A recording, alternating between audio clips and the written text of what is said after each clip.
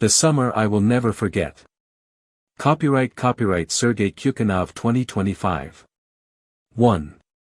It was the hottest day I've ever experienced in my life. I covered my head with a cap and sought shade under our old cherry tree, looking for some protection from the unbearable sun. My beloved grandma was going about her daily activities, watering beds in our vegetable garden and giving orders to my grandpa, who was already overwhelmed enough by this super sunny day. No way. I'm off. I think I've watered enough beds, haven't I? His forehead was covered with tiny drops of sweat, and he seemed about to resign himself from such an ungrateful task. Hold on. There are 2 more beds that need watering, my grandmother pointed out to him. As a child, I was mesmerized, watching her work. Is there anything I can assist you with, Grandma? My lazy question sounded more like a request to be excused from helping altogether. Yes, please, sweetheart. But it seems to me that you're feeling hungry, aren't you? Anyway, you can go into the house and look for a snack if you want. Help yourself. After saying this, she returned to her recent occupation, cuddling with my grandpa, piling him with as many tasks as possible. I've never understood why she seemed to take care of her grandson more than her own husband. I entered the house spontaneously, looking for the first thing that could have pretended to be a snack. I've never understood why my grandma was so reserved with her feelings toward my grandpa. Since we got our little garden in the country, she has become more obsessed with planting more flowers and trees in it and less tender with grandpa. Or maybe it only seemed that way to me. Certainly, she was not. According to my childish perception of such a huge and unexplainable world, everything that has happened in our dacha these days reminded me of how many things I still have to learn, and made me realize not to take my own suspicions about my grandparents too seriously. A long time ago, my grandma used to read her garden books all the time when she was indoors. But since we got this countryside garden, things have started to get worse. She stopped reading me her night fairy tales and preferred to stay outside until midnight, just watering the garden beds and looking after her peonies as if they were her own children. I also knew that she was in absolute love with her small babies, what she used to call her flowers. She also adored roses and chrysanthemums, which were her favorites. As it turned out, she spent every single summer in her, as she used to call it, paradise possessions, taking full advantage of nature, which was her only remedy to feel better. We almost managed to complete our garden endeavors, and I was sitting next to my grandpa, sniffing the air like a curious puppy, trying to catch every single smell of our neighbor's barbecue spreading around. Listen. I turned to my grandpa, hugging him for his warm shoulders and looking into his blue eyes that reminded me of a clear sky with no clouds. What is the matter, my boy? My grandpa asked, giving me a hug in return and remaining silent. Nothing. I said, shifting my gaze from his eyes to the sunset, which had only just begun to show itself. 2. At sunrise, I loved listening to the earliest birds, whose sweet voices broke into our dacha like a cascade of green waterfalls, capturing our household in their possession. Then my grandpa's grunting signaled his willingness to stay in bed for 5 more minutes. After that, we planned to go out to the nearby forest to look for a dozen tasty and strong mushrooms in the fresh grass covered with morning dew. The grass looked unwavering, as if it had been watching its last dreams, and the quiet that tenderly flowed through the branches of the trees, gently waking them up, filling the space with many magnificent flavors that captivated 2 strangers' attention, who had just entered here, mesmerized, staring at this green morning fairy tale. Having our feelings mixed and not being able to clearly express exactly what we felt, my grandpa and I simply watched the early morning birds' holiday, a time that was ready to make everyone who had already entered this place joyful, full of grace, and open to confess all their sins to the forest. Can you hear it? My grandpa asked, giving me a tender hug and groaning once more, just as he always did during moments that brought him much delight. What? I replied. All I hear are the birds jumping from one branch to another, trying to make as much impression as possible on us. No. You can't figure out what I'm about to say, he said. He pointed with his index finger toward a small blue patch of sky hanging between 2 large oak branches, which looked at us with a sunny smile, as if it were a crystal lake shimmering in the air. Splendid. Isn't it? My grandpa nodded in surprise, refusing to believe the reality surrounding us since we arrived. To our delight, we also discovered 2 large mushrooms growing beneath our feet. "We've just made 2 more friends here," he exclaimed joyfully, leaning with his pocket knife toward the warm-smelling ground to carefully cut the mushrooms by their roots.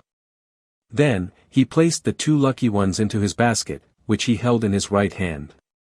"Done. Very well. Now we can move forward to discover more friends here." He looked entirely happy, as if in that moment he had been granted all the treasures of the world. 3. Our countryside life seemed to us an endless miracle, strongly connected to our daily walks in the forests, visiting our beloved shore, swimming in the river, and sharing our happiness that only grew each day. My grandpa seemed to me a strong rock in an open space that couldn't be moved by anyone, including my grandma. Every single morning, while I was still having my last dreams and trying to make those moments last a little longer, my grandpa was already on his feet, standing near the stove, mixing his beloved mushrooms with a spoon and whistling his favorite song melody. Ta-ra-ra-ra-ra-ra. Oh, my favorite dark cherry scarf. At these moments, the whole dacha was filled with the forest flavors wafting into our house. It was an incredible, breathtaking summer story that embraced us with its sunny arms. We were completely immersed in this friendly atmosphere, dreaming that it would last forever. My grandma, the best hostess in the world, looked after us as if we were 2 newborn babies, unable to take care of ourselves. What a mess. Look at this. The same words echoed in my ears every morning when my grandma would get angry about my grandpa's cooking. "Clear this place immediately, or I'll throw your mushrooms away." "Okay. I will. Please don't be so noisy, or you might wake Sarija." My grandpa was trying to protest, and at that moment, he didn't seem to me like the sturdy rock I had seen him as before. All my previous expectations of his unquestionable greatness were instantly shattered the moment she said it. The legends of his stoicism that had captivated my mind before were destroyed in an instant. "I've already gotten up." "No worries," I said as I entered the kitchen, first hugging my grandma, then my grandpa, before checking our morning menu. A fresh portion of mushrooms seemed to me the perfect way to start my morning and to be filled with enough energy for the whole day. "So, pour the water into the washstand and wash your hands, then we'll start breakfast," said Grandpa. I immediately ran outside, our washstand was right there, to happily greet a new day. 4. There was a little dog following my grandpa's footsteps every time we walked around our neighborhood. At that moment, my grandpa seemed to me like a person walking among his possessions. This little dog might scare all the local cats hunting for mice, as she barked at any shadow she encountered. We called her tenderly, our little guard, for her sincere loyalty, demonstrated through her unwavering devotion to my grandpa, whom she regarded as her only friend in the whole world. She used to keep us good company all the way since the moment we came up against it. Her tiny, laughing eyes watched my grandpa admirably, as if he were a great sailor standing at the steering wheel, guiding our pirate ship called life across the Atlantic Ocean. Our days were passing calmly, serenely full of genuine happiness and joy. The green tree branches greeted us friendly, giving us a profound shade to keep us cool. Neither my grandpa nor I, nor even our little four-legged friend, knew what a great time we had just being all together in this awakening, fresh-smelling forest, like a lime tree in July. Each single path led us to new adventures through the thickets of wild bushes growing here and there, which kept their silence unless a stranger's foot came here.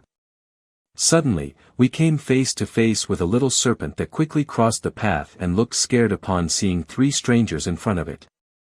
"Wow! Is it poisoned?" exclaimed I, jumping backward and getting ready to flee. "No, don't be scared of it," my grandpa held my hand.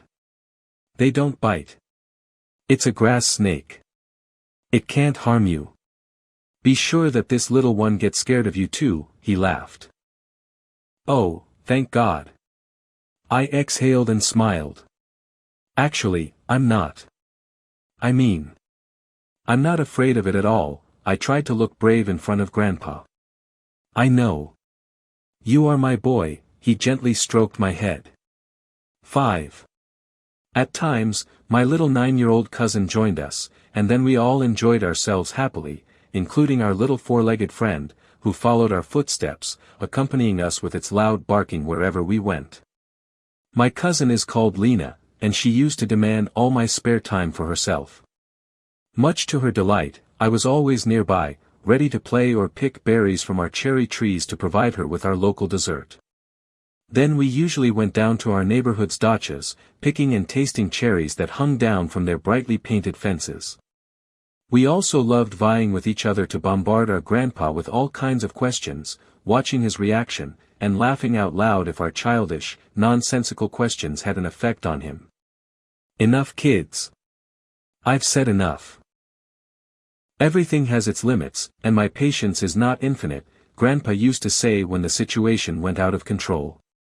And our 4-legged friend used to bark at us while standing by my grandpa's side, as if she were the smartest animal on planet Earth, understanding our human language and able to maintain eye contact with us. My cousin loved to invent stories on the go, where she saw us as characters coming out of the world of video games or her dark, scary stories for kids. To be honest, I've never understood her passion for such things, which seemed too weird and inappropriate for her age. Remembering the very first time she took up learning to swim, her attempts to prove herself in new studies looked simultaneously failed and rather helpless rather than funny. First, she was dropped into the water like a screeching puppy catching air by mouth and trying to hold herself on the water's surface as long as possible. Try it again, she was constantly cheered on by our grandpa, standing nearby and laughing at her helpless movements as she tried to keep swimming, pretending to be a small fish in the ocean. The sun's glare illuminated the water like brilliant stars, swaying and reflecting in our happy eyes. Then, we all lay down on the grass, gazing dreamily into the sky, listening to our grandpa's stories, which he seemed to invent on the spot. My cousin and I both admired his kindness and childish enthusiasm, which made him look even more like us when he told his stories. The nearby field was filled with spicy aromas that wafted around, taking our breath away with their authentic flavors that seemed to us like those of paradise. 6. The next morning, my grandma entrusted us 3 with watering the garden beds. My cousin grabbed her watering can filled with water and hurried forward like a tank to the spot where I stood. The nearby bushes crackled loudly with her steps, which she pretended were the massive steps of a bear, though they certainly weren't her cousin's. Easy. You'll break them all that way. I protested, trying to explain to her that there's a better way to do it without damaging the plants. My grandma nodded approvingly at me, as if she agreed with my point of view rather than with my cousin's. We split up. I took all the beds near the fence under the scorching sun. Actually, it wasn't my idea, but my cousin's, to spot me there, while Lena watered the beds from the shade of the apple tree, waving at me with a smile. Go on. Go on. I'm busy enjoying my apple. Would you like some? She said, dropping an apple core over the fence onto our neighbor's yard. She did everything to test my patience. That's what I thought at the time. Feeling annoyed from doing nothing, she soon came up to me and conspiratorially smiled. Let's water all the beds quickly and then go swimming, my cousin blurted out unexpectedly, plucking one more cherry from the tree. Okay. You've won. Let's have a snack. The sun splashed its light everywhere, laughing out loud and painting freckles on my cousin's cheeks with its warm rays. We left our garden beds, half watered and half scorched by the sun, and entered the dacha to find something to eat, while our grandparents swayed their heads and watered our abandoned beds. 7.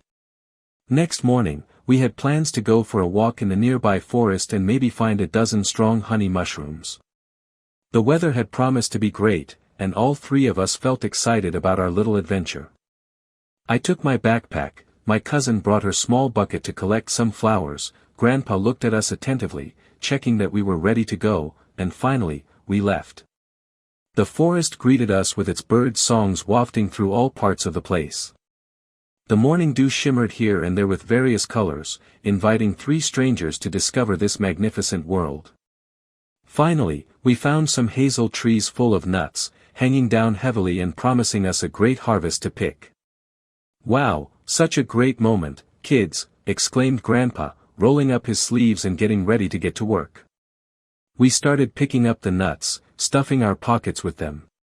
In a few minutes, the hazel bush was nearly empty, and my cousin and I sat in the shade, eating our nuts. Some of them tasted immature, and I spat them into the grass. "Don't spit on the grass. It's not a good habit," said Grandpa, whistling one of his favorite songs simultaneously. "Okay. I got it." I turned to my cousin who was sitting and watching me conspiratorially. "What are you up to?" I asked her sitting nearby. "Let us hide from Grandpa in the near bush." "No. I don't think that it's a good idea," protested I. "Oh Mon, just for 5 minutes while Grandpa is getting busy looking for more nuts." After a short persuasion, I agreed, and we hid in the bushes, patiently waiting for our Grandpa's reaction. For the first 10 minutes, he seemingly couldn't notice our absence, going on with whistling and enjoying his work. But very soon, he decided to call me.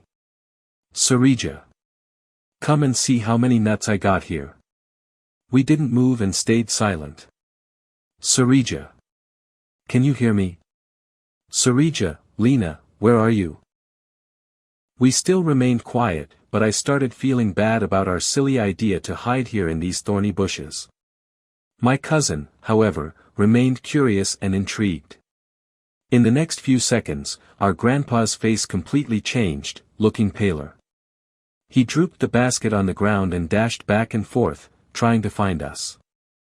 He looked really frightened and lost at the same time.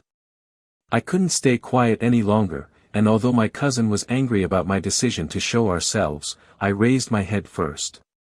"We are here, Grandpa. We just played." I rushed toward him, and my cousin followed. "Thank God." That's all Grandpa could say, hugging us with tears in his eyes. "I thought I had already lost you." I had never seen my Grandpa cry before. 8. It rained heavily the whole day and my cousin and me had no idea what kind of things we could amuse ourselves with. I was hanging around back and forth trying to invent a breathtaking short story to amuse Lena, who was sitting in the porch watching the big drops of rain falling down heavily and smashing their fragile bodies about the near-stand apple tree's leaves. "Such a boring day. Isn't it?"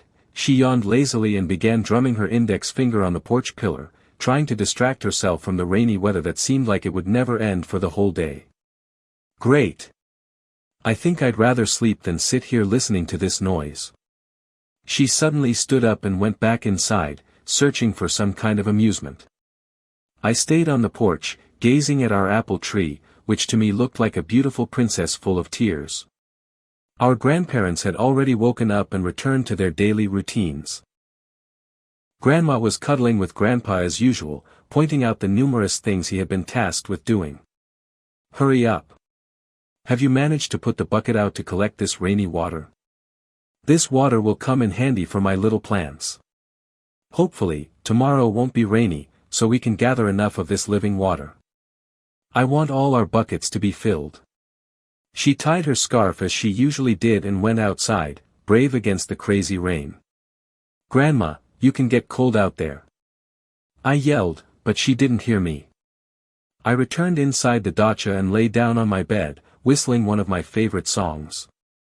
I did it mostly with mixed feelings about what the coming day might bring. "Don't whistle. I don't like it. Besides, you won't make any money doing that," Lena said, looking at me angrily and yawning twice. "Is it just boring? Who told you that whistling can make you poor?" I tried to be clear with my cousin. She often expressed her insights in the wrong way. "Guys, breakfast is ready.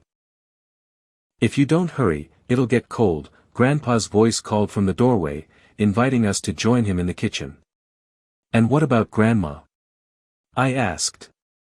"Will she join us?" "I think she's already eaten," he replied. "She couldn't wait to get back to tending all the plants in our garden." Then he placed a steaming frying pan, filled with a dozen honey mushrooms, on the table covered with a flower print tablecloth. The aroma was delicious, making us even hungrier, as it carried all the rich flavors of the forest. 9.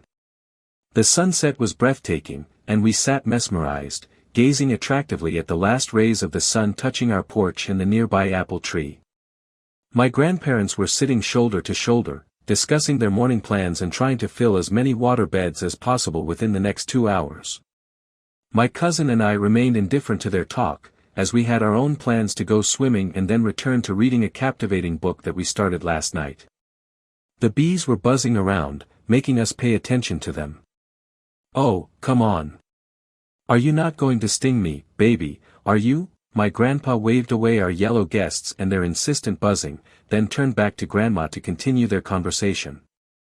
"I've learned enough to swim, so I bet I can beat you in our competition," my cousin said, clearly overestimating her swimming skills.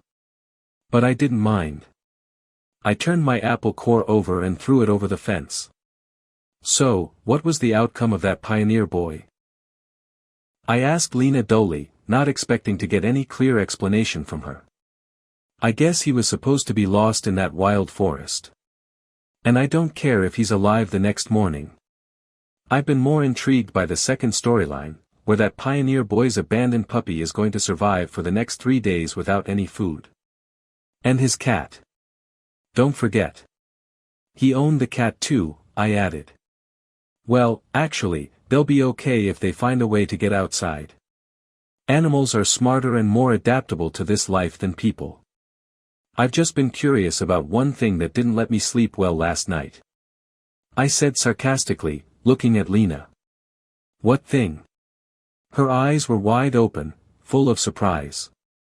"Hope that these animals haven't eaten each other yet, having any piece of food." I smiled ironically. "Fool. Don't say such things." Lena stood up and went back into the house. I stayed with my grandparents, listening carefully to their conversation and exposing my smiling face to the shining morning sun. "What are you messing around for, Sarija? Let's go back to work. There are 20 more beds that need watering." My grandpa stood up and went to the barn to get all the necessary tools for me to perform my tasks. "Great. Lena may do nothing while I work hard here." I took my watering can, filled it with water, and started watering while dully whistling one of my favorite songs. I was near the open window when I immediately heard my cousin's voice. "Don't whistle. You'll have no money." 10. 3 days later, I accidentally twisted my ankle and had to stay indoors, amusing my cousin, who seemed to take too much delight in torturing me with her unbearable jokes. "Now you're in bed, and I can do whatever I want, and you can't control me anymore. Enjoy your time reading your boring book," she said. She left the room and went out to relax in our flourishing garden. I turned the page, trying to immerse myself back into the story of my beloved characters, though my twisted ankle kept bringing me back to reality. My book was beautifully illustrated with captivating pictures, and the story about 2 friends who fell in love with a capricious girl seemed to make her so happy, watching the competition between the two for her heart. It reminded me of the mutual pleasure my cousin derived from watching me lie in my bed. I couldn't take it anymore and knew I had to try something to bring myself back to my usual activity. But how? Any attempt to stand up from my bed was thwarted by a piercing pain in my ankle. After a dozen tries, I hopelessly lay back down and exhaled deeply. The annoying fly had reached my nose and was preparing to attack. "Not this time, honey," I muttered, trying to blow the persistent insect away. But instead of retreating, it only pursued me more insistently. The sun was teasing me with its first glimmers dancing on the wall, drawing me in like a sunny rabbit hopping up and down, like a shiny crystal ball. The weather was perfect for inspecting my unwatered garden beds and lending a hand to my grandparents. Their voices drifted in from outside, making me feel a bit useless that day. Great! I'm chained to my room now, reading this boring book. What a story! Just about 2 silly fellows following a mermaid who's setting her nets for their hearts. Who exactly bought this book? My grandparents were never curious about such stories. They remained loyal to their garden beds and watering plants. I closed the book, feeling sufficiently bored, and effortlessly drifted off to sleep. In my dream, I saw Lena dressed elegantly, jumping from one chamomile to another as if she were a little princess from an old, forgotten fairy tale. As she hopped, I gradually felt my breath becoming shallower, my vision fading, and I hopelessly struggled for air. The very familiar voice I used to hear all the time seeped into my dream. Time to wake up. I suddenly opened my eyes. And guess who I saw? It was Lena, poking a chamomile into my nose in her numerous attempts to wake me. 11. The spring murmured calmly, running over the little stones engraved in the clayey soil. My grandpa put the bucket under the murmuring stream and sat down on the old bench, looking around pensively. The autumn is near. Look at these yellow leaves. They are about to fall down. It's all the same as what happens in our lives. Some are getting older, while others are just beginning their journey, like green, fresh plants making their way through the sun. He took off his cap and put it on his knees. My cousin and I looked at him thoughtfully as well and remained quiet. We weren't interested in such great philosophy at that time. It seemed to us something that was said abstractly and didn't concern us at all. And why are you comparing us to green plants? My cousin protested unexpectedly. We are not those green ones. She leaned over the bucket full of water, trying to place the yellow leaf, which she had cut from a nearby birch, onto the water. The water was glistening in the sunshine, and everyone watching could see how clear it was. I looked at our grandpa. He had already stepped away from the bench and was making his way to the familiar oak tree to greet it. He used to spend 5 or more minutes nearby, just embracing the tree and nourishing his body with its energy. It charged him with strength and positivity. Meanwhile, some leaves continued to fall, spinning around in the shiny, clear, and brilliant air. 12. The next morning, my grandma assigned us chores in the garden beds. The plants needed to be watered sufficiently. We ran around with watering buckets, bumping into each other along the way. Some buzzing bees followed us, cheering us up with their lively buzzing. Do you like playing as this yellow character? My cousin kept asking me about the video game she loved to play while we were in the city. He seems so unbeatable and quick. She insisted, waiting eagerly for my answer. I don't care how powerful he is until we finish watering our beds, I said, trying not to pay attention to such silly questions. We kept working diligently, and within an hour, the task was complete. The sun was scorching unmercifully, and we decided to hide on the porch. Lena took out her coloring book and a couple of pencils and started coloring. You know what? I began, trying to amuse her with my new idea. I think I know how we can play your favorite video game right here. She turned to me, completely surprised, her eyes still bright with interest, eager to hear what I was going to say. But how is that supposed to work without our video console here? She stared at me as if I were an alien from another planet, sharing my idea. Bam! Bam! 2 pears fell from the tree, making us both stop and listen. Let's have some rest from your crazy ideas. I looked at her instantly, then stood up and made my way into our dacha. Hold on. Listen to me carefully. She followed me patiently, which didn't seem familiar to me. She definitely plotted something very intriguing. An hour later, we sat on the floor, diligently drawing her favorite video game characters using only 3 broken, colorful pencils. She tried to make her characters look better than mine.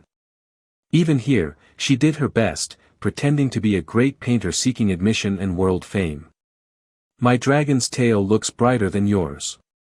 And my enchanted princess too.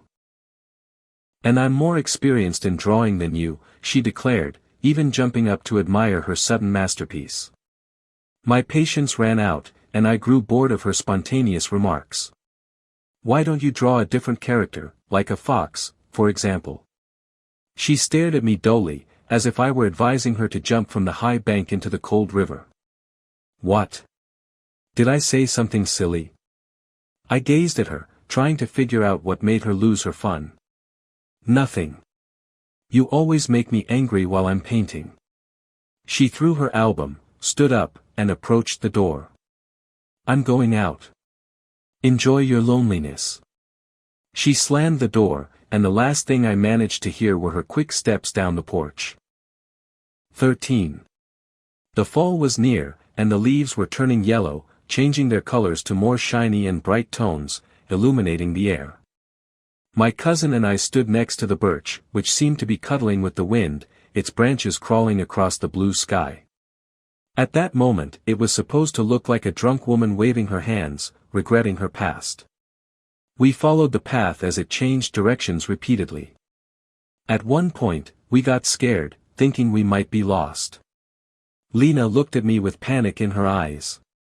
What are we going to do next? How will we get out of here? Any ideas? Her face turned red, and I started to feel nervous too. Okay, don't panic. I know we're out of the right direction, but the sun is still up, and that means we'll keep following it until we reach the exit from this dark forest. I encouraged her to think positively, just like my grandpa always taught me. Just follow me, and I'll show you the way out. That was the only words I managed to say, I guess. Even my cousin had gotten used to giving orders here, but she had to submit to my will because I was older and, consequently, more experienced at finding quick solutions in extreme situations like this.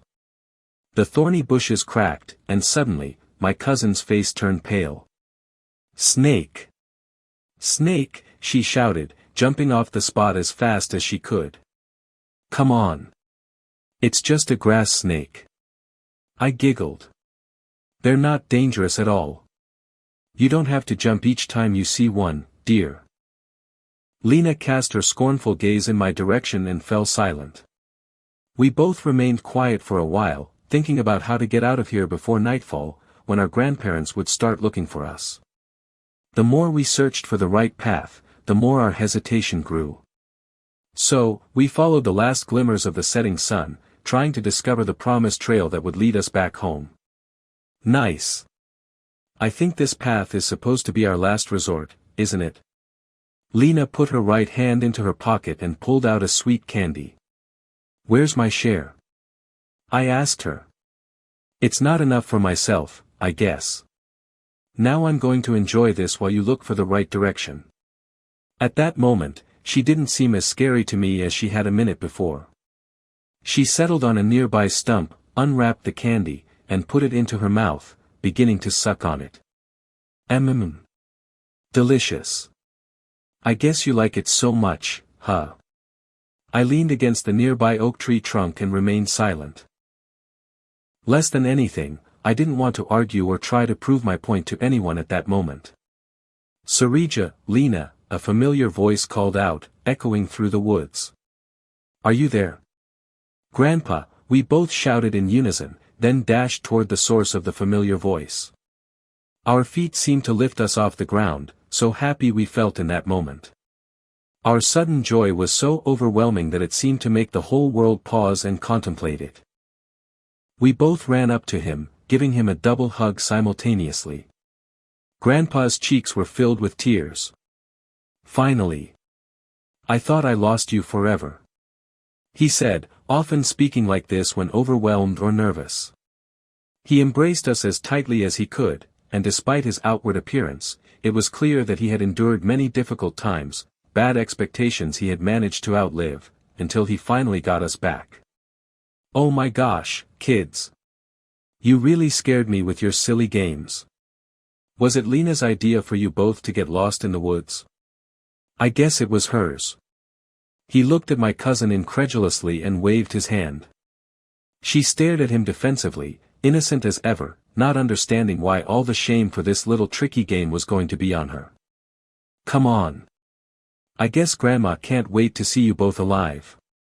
When we got home, there was a generous portion of honey mushrooms placed on the bright tablecloth, steaming softly and filling the room with their aroma. 14. The fall was near, and each of its blows was approaching our garden, making the leaves more yellow and trembling. Since the morning, my grandpa's loyal dog had stayed beside the porch, barking at the wind.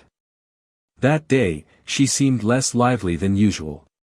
My grandma spotted her beloved garden beds and watered them carefully. Lena put on her headphones and was fully immersed in her music, dancing along to the rhythm. She used to dance with her small cassette player in her hands while doing nothing else. My grandpa felt sad too. It seemed like the whole world was upset about the arrival of this sudden fall. Later, it started raining, and we all gathered on our porch, carefully listening to the sound of the rain. "It's going to be longer than I expected," murmured Grandpa, taking off his cap. He always seemed thoughtful in those moments. His eyes often appeared more transparent, as if they reflected the whole sky from within. He embraced me and fixed his gaze on a nearby apple tree. "This apple tree looks miraculous, doesn't it? I guess our bed watering has been successfully postponed for a better time," he said, then turned back to me. "Sergey, let's play." Lena just stopped dancing and approached me. Her eyes lit up with interest, and she smiled. "Let's play hide and seek," she blurted out instantly. "No, thanks. There's no place to hide except in the attic," I objected, feeling a bit annoyed. "Besides, our grandma wouldn't be pleased with that kind of game, would she?" "I guess you're right." Lena left the porch and went into the dacha. She used to show me if she wasn't in the mood. I continued watching the rain. "Don't leave her alone," Grandpa advised me. "And in the meantime, I'll give a hand to your grandma." "Okay. I will," I said, standing up and entering the dacha. Lena was sitting with her feet on the bed, reading her book, seemingly not paying any attention to me. She appeared to be a bit angry with me, but still, I held on to the hope that we might share some common interests to discuss. "Are you reading the same book as yesterday?" I asked, trying to smooth over my earlier ignorance and reach out to her. "What?" She looked at me indifferently. "What do you want?" I felt confused, struggling to find the right words to rebuild our recently broken friendship. "Nothing. How about we play hide and seek?" She suddenly jumped up, and her eyes lit up again. "Great. When do we start?" "Now," I replied, smiling, feeling happy and eager to play. 15. We were standing at the bus stop, waiting for our bus to get back home. The last days of summer felt especially sad and brilliant, filled with transparent air and yellow leaves that fell from their branches, making their last reverences in their beautiful waltz. There were several cottagers waiting for the last bus. It always tended to be late, which made all of us standing there nervous. From time to time, some of them were looking at their baskets and backpacks, as if checking that all their fruits and mushrooms were in their places. My grandpa was engaged in a conversation with his neighbor, discussing the latest news he had listened to on the radio, while our grandma happily talked with another old lady about some garden issues. Everyone looked happy. Lena and I stood up quietly, contemplating this mesmerizing scene. Finally, the battered old bus appeared on the horizon, mooing and rolling from side to side like an old bear after winter hibernation. As the bus reached the stop and the doors swung open with a clang, the most prompt cottagers dashed forward, eager to storm the bus and claim better seats near the window. We squeezed in carefully, trying not to squash our freshly gathered fruits. The doors closed, and the bus moved forward. The old and familiar forests, which had already begun turning yellow, rushed past the window. My grandparents managed to find their seats and, holding each other's hands, kept talking about something very important, something only they knew. My cousin was holding a handrail, feeling sad that she hadn't managed to find a seat for herself. I was thinking about how quickly time had passed, taking this summer sun away from us. Yes. Time was passing by, and the melody of happy days was filling my ears more and more intensely. I began to think that our old bus was suddenly lifting off the ground, soaring above the yellow forests, higher and higher. Where to? The interior of the bus started filling with a blue hue, as if we were about to land in a vast, clear ocean teeming with countless small and enormous fishes. Suddenly, it began to rain heavily, as only the sky could pour down.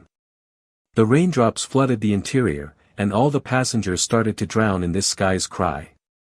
I dashed towards my grandparents, trying to save them, while tightly holding my cousin's hand in mine, making our way forward through the chaos.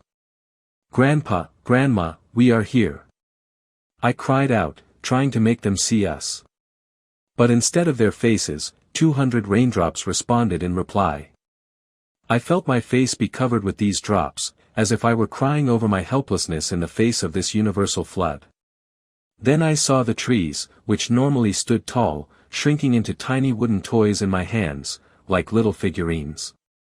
Our dacha was also right there, nestled in my palm, along with our little dog running after the bus in midair. The Volga River seemed to be behind the window, getting closer and closer, trying to embrace this chaos. Suddenly, the front door opened, and our grandparents, holding each other's hands, stepped off the bus, managing to wave us goodbye with their hands. I refused to believe what I was seeing. But the leaves from those tiny wooden trees kept swirling and filling the bus with their dance, while the raindrops only strengthened their streams. What is going on? I opened my eyes. They were filled with tears. Even my cushion was wet. That was a sunny morning outside. I knew I had to call my cousin Lena and tell her about my dream, sharing this strange and vivid journey with her, as if her voice could make sense of the chaos inside my mind. Unfortunately, I couldn't share this dream with my grandparents. I hope they are still happily married somewhere in heaven, watching over us with their gentle love.